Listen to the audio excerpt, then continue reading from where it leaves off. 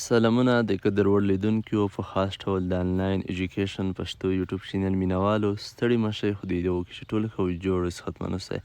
د قدر وړ لیدونکو په خاص ډول د انګلیسي ژبې زده کړې مینوالو ستاسو لپاره نن ورځ موږ بیا یوه ډېره مهمه ویډیو اپلوډ کړې ده د دې وکړئ چې نننۍ ویډیو هم ستاسو د خوښې وړ وګرځي نننۍ ویډیو زموږ بیا د انګلیسي زمنۍ په اړه ده د انګلیسي زمنۍ کوم کورس چې فایل شوی دی په همدې کې نن د پاست پرفیکټ کنټینیوس ټینس زمنۍ په اړه ویډیو ده د پاست کټګوري وروستۍ ویډیو ده همدې څخه مخکې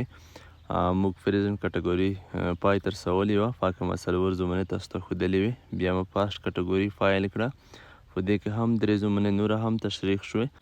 نو انشاءالله په نننۍ ویډیو کې به پاست پرفیکټ کنټینیوس ټینس باندې بشپړ رڼا اچوو چې په انګلیسي ژبه کې دا په کومو حالاتو کې موږ د خبرو په جریان کې کله په کومو وختونو کې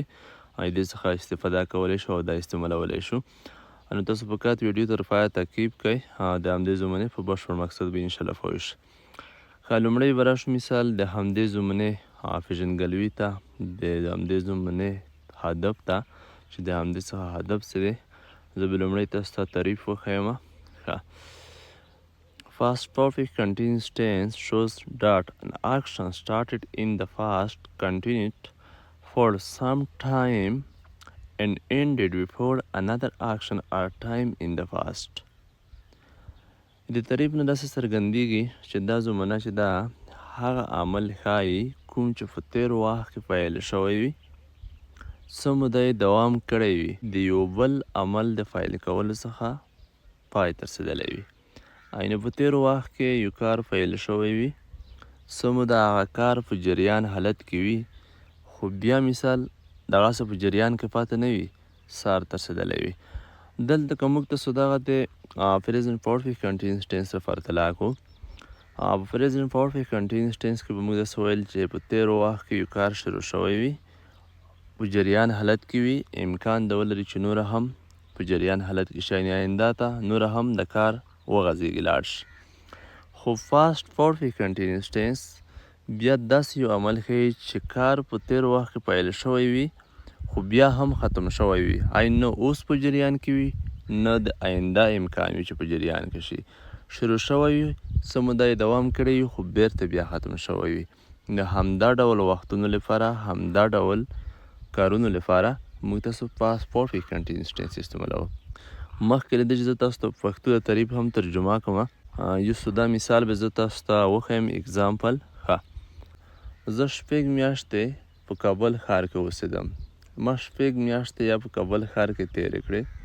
عین مخکې کابل کې زه اوسېدم 6 میاشتو لپاره خو اوس په کابل کې نه اوسېږم 6 میاشتې تېرې شوي دي او وخت سار ته رسېدلی دی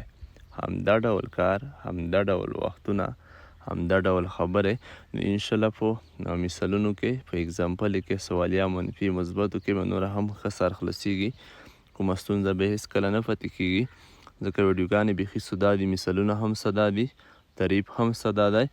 زه به تاسو ته اوس د تعریف هم ترجمه کوم تاسو دلته وګورئ دا د سره نوټ کوی هم شئ کلام کتابچې سره راخلی دا هم د سره نوټ کوئ اوس فرا شو له همدې څخه وروسته په همدې کې هیلپینګ ورب ته چې په دې کې کوم هیلپینګ ورب استعمالیږي ورب په کوم حالت کې استعمالیږي نوره څه په دې کې استعمالیږي په همدې به وغږیږو ښه راځم مثال اوس د هیلپینګ ورب برخې ته په پاست پرفیکټ کنټینیوس ټینس کې دلته تاسو وګورئ په دې کې هم هیلپینګ ورب چې دی هارډ دی لکه څه ډول چې موږ په پاست پرفیکټ ټینس کې وویل په دې کې هم هارډ دی خو دې سره بین هم اټ کېږي لکه څه ډول چې په پریزنټ پرفیکټ کنټینیوس ټینس کې لی هیلپینګ ورب سره بین اټ کېږي دلته هم بین تاسو چې هر ډول سبجیکټ وي تاسو به بین یې سره اچوئ نه هارډ چې دی په دې کې هم همدا یو هارډ دی هیلپینګ ورب د ټولو سبجیکټونو لپاره هغه که د هی سبجیکټ دی که د شي دی ایټ وي د آی یو ټولو لپاره همدا یو هارډ استعمالیږي یعنې بل هیلپینګ ورب نشته چې د سینګولر لپاره جدا وي او د پلورل لپاره جدا وي نو خدای دې وکړي چې په دې هم سر خلاص شوی وي په دا زمانه کې هم لکه څه ډول چې په پریزنټ پرفیکټ کنټینیوس ټینس کې ورب آی ان جي اخلي په دې کې هم موږ له ورب سره آی ان جي اضافه کوو او د جملې په پای کې سینس او فار هم استعمالیږي په همدې خاطر چې د وخت مشخص کولو لپاره لکه مثال دا زمانه هغه وخت ښایي لکه موږ تاسو شو چې وخت باید معلوم وي یا مثال 6 میاشتې زه په کابل کې اوسېدم یا د کوم 2015 کال راهیسې یا مثال د ډسمبر میاشتې راهیسې یا مثال د سهار راهیسې همدا وختونه بیا موږ تاسو په ساینس او فار سره معلوموو. لکه د هر څه لپاره موږ ځانګړی بیا هغه قاعده لرو چې که مثال موږ شمېرېدونکی وخت کوو څه استعمالوو، که نه شمېرېدونکی وخت کوو همدې لپاره څه استعمالوو. ساینس او فار به زه بیا هم تاسو ته واضح کړم. موږ په پریزنټ پرفیکټ کنټینیوس ټینس زمانه کې هم تاسو ته همدا ښودلي وو. نو انشاءالله بیا به هم رڼا په واچو، ځکه که تاسو هغه نوره ویډیوګانې نه وي تعقیب کړي بیا تاسو د فار او ساینس سره نه بلد وئ، نااشنا به وئ. ښه دلته څه وګورئ، دلته مثال لومړی فار چې دی دغه استعمالیږي use it to specify the duration of time how long something has been happening. که څه فار چې دی موږ دغه د هغه وخت لپاره استعمالوو کوم چې د شمېرېدو وړ وي. لکه مثال 2 کاله، دلته ما اگزامپل هم راخیستی دی for 3 hours 3 کلونه، for 2 weeks 2 اونۍ، for 5 days 5 ورځې، for a long time یا مثال زیات وخت همدې لپاره هم استعمالوای شو. ساینس د کوم وخت لپاره استعمالوو؟ ساینس بیا موږ د هغه وخت لپاره دلته تعریف نه هم تاسو ته ښکاري is used to specify the starting point in time when something begin. موږ ساینس چې دی د هغه وختونو لپاره استعمالوو چې هغه د شمېرېدو وړ نه وي، فقط هغه نوم معلوم وي، لکه 2015 یا 26 یا 24 کال یا اپریل میاشت یا سهار یا ماسپښین یا ماښام، خو داسې نه وي معلوم چې یا 2 ماښامه یا 3 اپریله یا 2015 که داسې خو هېڅ امکان نه لري. نو په همدې وختونو کې بیا موږ تاسو د ساینس څخه استفاده کوو. دلته ساینس 10 AM، ساینس فرایډے، ساینس مارنینګ، ساینس اپریل. نو په همدې لپاره بیا موږ ساینس څخه استفاده کوو. اوس به راشو په همدې کې مثبتې جملې ته. نو انشاءالله ستاسو په همدې زمانه نور هم سر په بشپړ ډول خلاص شي، کومه ستونزه به نه وي. اوس راځو مثبت سټرکچر هم تاسو ته ښایو، د همدې زمانې جملې هم درته ښایو، متوجه اوسئ. دلته څه وګورئ، دا مثبت سټرکچر دی، سبجیکټ دی، بیا هیلپینګ ورب هارډ دی، بیا دې سره بین دی، ورب دی، یا ورب سره په څنګ کې بیا ING ده، کمپلیمنټ دی، ساینس او فار دی. اوس راځو د همدې سټرکچر یوه جمله موږ جوړوو. تاسو دلته وګورئ I had been studying book for 2 hours. ما 2 ساعته کتاب مطالعه کولو. یعنې ما د 2 ساعتونو لپاره 2 ساعته وشول چې ما چې کړل کتاب مطالعه کوو، خو اوس چې نه مطالعه کوم. 2 ساعته ما کتاب مطالعه کو، یعنې په تېر وخت کې د کار پیل شوی دی او بیا هم دوام یې کړی دی 2 ساعته او بیا هم سار ته رسېدلی دی. دویم اگزامپل ته هم تاسو وګورئ She had been cooking since morning. دوی د سهار راهیسې پخلی کوو، یعنې سهار راهیسې پخلی کو، خو پخلی اوس پای ته رسېدلی، داسې نه چې اوس یې هم کوي پخلی. که دا پریزنټ پرفیکټ ټینس وای، پرفیکټ کنټینیوس ټینس وای، بیا به موږ تاسو د همدې معنا داسې رسېدلی چې دوی د سهار راهیسې پخلی کوي، اوس هم پخلی کوي، کیدای شي نوره هم د پخلی دوام پیدا کړي. خو دلته چې فاسټ پرفیکټ کنټینیوس ټینس شوه، د همدې معنا همدا شوه چې دوی له سهار راهیسې پخلی کو، خو اوس هغه پخلی نه کوي، یعنې پخلی سهار راهیسې پیل کړی خو اوس پای ته رسېدلی دی. دلته تاسو د سټرکچر مطابق جملې استعمال ته هم وګورئ. سبجیکټ که موږ په لومړۍ جمله کې آی راخوستی، په دویمه کې بیا شي مو راخوستی دی. بیا هیلپینګ ورب هارډ دی، که شي دی که آی د دواړو لپاره موږ هارډ استعمال دی، ځکه یو هیلپینګ ورب دی. بیا مو بین سره پلس دی، بیا مو ورب راخوستی، سټډي دلته کوک دی، بیا مو ING د سټډي سره هم اضافه ده، د کوک سره هم چې پخلی ته یې لیکېږي، پاس سټډي مطالعې ته یې لیکېږي. بیا مو کمپلیمنټ برخه راخوستی، پای کې مو هغه نوم چې شمېرې کېږي لپاره مو فار استعمال کړه، هغه نوم چې نه شمېرې کېږي لکه مارنینګ لپاره مو ساینس استعمال کړه. نو په همدې ترتیب به تاسو مثبت جملې په پاسټ پرفیکټ کنټینیوس ټینس کې استعمالوئ. دریم اگزامپل بل هم شته، تاسو دا هم وګورئ They had been playing cricket for an hour when it started raining. اوس د همدې معنا څه شوه، تاسو اوس وګورئ کله چې د باران شروع شو، یعنې یو ساعت مخکې دوی د کرکټ لوبه کوله، یعنې یو ساعت لپاره یې لوبه وکړه، یعنې وروسته بیا چې شه باران شروع شو. نو همدا ډول جملې هم استعمالوای شئ، لکه څه ډول چې موږ تاسو ته په فاسټ کنټینیوس ټینس کې هم ښودلې وه چې دویم اکشن هم اضافه کوای شي د سمبل پاسټ ټینس هم او د همغه پاسټ کنټینیوس هم او په پاسټ پرفیکټ ټینس کې هم تاسو بل اکشن د سمبل پاسټ ټینس لینکوای شئ او دلته په پاسټ پرفیکټ کنټینیوس ټینس کې هم تاسو لینکوای شئ. عین په دې ډول چې کوم بل اکشن چې فایل کیږي بل عمل یې نه هغه کوم مخکینی کار چې دی هغه څه موده مخکې پای ته رسېدلی وي نو په همدې ډول تاسو دویمه جمله هم لینکوای شئ د یو عمل څخه بل عمل مخکې پای ته رسول او بل عمل په هغه وخت کې هم پېښېدل نو دا ډول جملې هم استعمالوای شئ. دا هم بعضې وخت استعمالیږي په پاسټ پرفیکټ کنټینیوس ټینس کې تاسو به همدې سره مخامخ شئ نو په همدې ډول هم تاسو ویلی شئ. نو اوس فرا شو موږ منفي جملې ته منفي جملې سټرکچر به هم وګورو او جملې به هم وګورو تاسو متوجه اوسئ. دا سټرکچر دی په دې کې هم موږ دوه ډوله سټرکچر استعمالوای شو یو لانګ سټرکچر دی بل شارټ دی چې تاسو ته مو ښودلی دي په نورو زمونه کې هم. لانګ سټرکچر په همدې ډول دی سبجیکټ دی هیلپینګ ورب هارډ دی ناټ دی بین دی ورب آی ان جي کمپلیمنټ ساینس فار دی. دلته تاسو وګورئ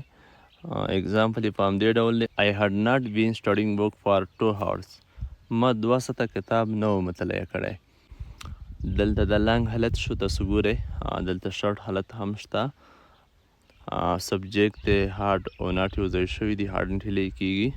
بین دی ورب آی ان جي کمپلیمنټ سینس فار دی. دلته تاسو وګورئ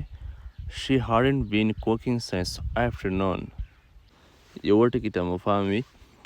د شارټ حالت چې دی دا په سپیکینګ برخه کې ډېر استعمالیږي او لانګ حالت بیا په رایټینګ برخه کې استعمالیږي په لیکلې بڼه مثال څه لیکئ نو په همدې برخه کې بیا دا ډېر استعمالیږي نو همدې ټکي ته مو پام وي. په همدې ترتیب تاسو منفي جملې استعمالولی شئ په همدې فاسټ پرفیکټ کنټینیوس ټینس کې. زما په نظر کومه ستونزه مشکل به وي نه ځکه سودا دي سټرکچر هم وضیح دي جملې هم وضیح دي نو انشاءالله کومه ستونزه به نه وي. لاړ به شو اوس کویشن سوالیا برخې ته. ښه تاسو دلته وګورئ اوس دا کوم کویشن سټراکچر چې دی هیلپینګ ورب دی هارډ د سبجیکټ نه مخکې سبجیکټ دی بیا بین دی ورب آی ان جي کمپلیمنټ ساینس آف فار دی کویشن مارک دی. دلته تاسو وګورئ موږ د همدې سټرکچر یو اگزامپل راخستی دی had you been working for 2 hours. تاسو 2 ساعتونو لپاره کار کړی و د 2 ساعتونو لپاره مو تاسو کار کړی و پوښتنه ده. ښه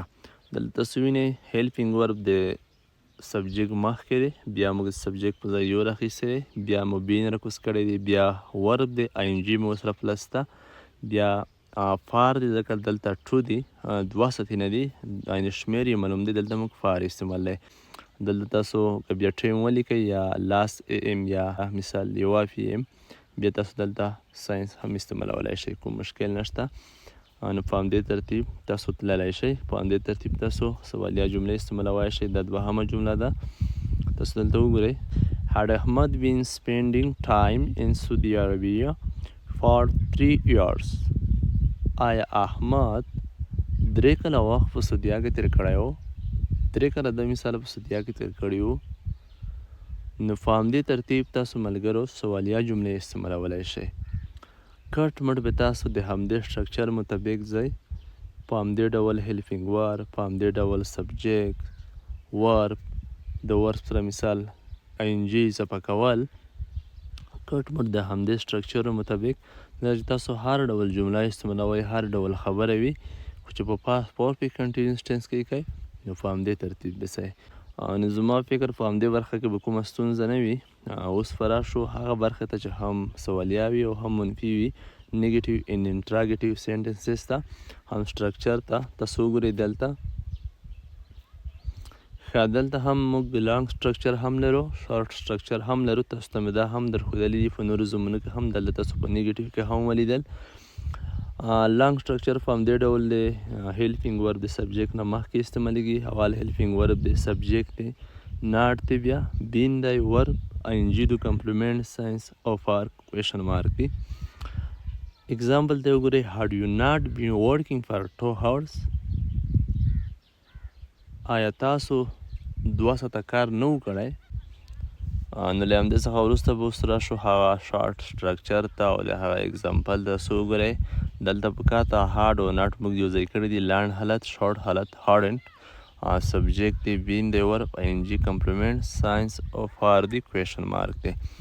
دلته تاسو وګورئ اگزامپل ته hadn't you been working for 2 hours.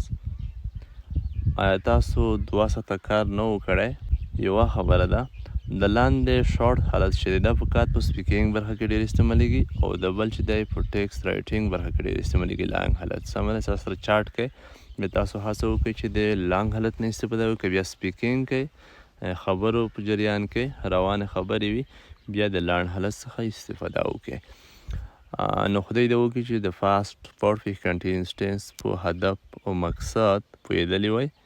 په دې کې مو هیلپینګ ورب هم پېژندلی وي، په دې کې مو د ورب حالت هم پېژندلی وي چې په کوم حالت کې ورب استعمالول سوی سره اضافه کیږي. د ساینس او فارفو هدف او استعمال هم پوه شوي وئ. د څخه وروسته مثبت منفي سوالیه دا جملې مو هم زده کړې وي د همدې په ترتیب هم پوه شوي وئ. ځکه چې کومه ستونزه به نه وي ویډیو خو چې وه زما فکر ډېره ساده وه، داسې کومه پیچلتیا ماته نه پکې ښکاري. که بیا هم تاسو ته کوم څه داسې ښکاري یا ګانس وئ او په کوم څه سم نه وئ پوه شوي په کار تاسو په همدې ویډیو نه کمنټ کولی شئ. پیرهرن مو په خدای سپارلی یاست. ښه وخت ټولو ګللیو شاګردانو او د انګلیسي ژبې زده کړو مینهوالو ته ښه وخت.